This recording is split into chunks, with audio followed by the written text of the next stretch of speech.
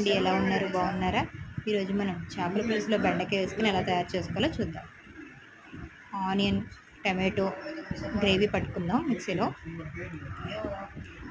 పొడవుగా తీల్చిన పచ్చిమిర్చి, 2 ముక్కలుగా కట్ చేసుకున్న బెండకాయలు పక్కన పెట్టేసుకుందాం. మన మట్టి కుండలో ఆయిల్ వేసి ఆయిల్ కాగనిచ్చిన తర్వాత పచ్చిమిరపకాయలు, ఆనియన్ పేస్టు, టమాటో పేస్ట్ కొంచెం మగ్గనిచ్చిన తర్వాత కొంచెం పసుపు వేసుకొని చేపల్లో పసుపు, కారము, ఉప్పు వేసి బాగా కలవనివ్వాలి.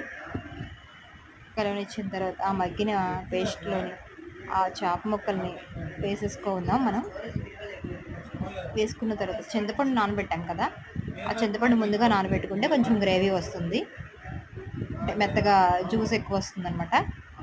బెండకాయ ముక్కలు కూడా వేసేసి ఒక్క తిప్పుదాం. బాగా కలవాలి కదా, చింతపండు పులుసు నానబెట్టాం కదా, అది వేసేసుకుందాం. కొంచెం మరుగుతూ ఉంటుంది. ఈలోపు మనం మసాలా రెడీ చేసేద్దాం.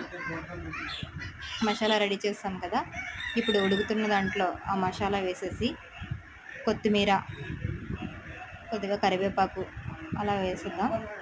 అయిపోయింది చేపల పులుసు. Please subscribe.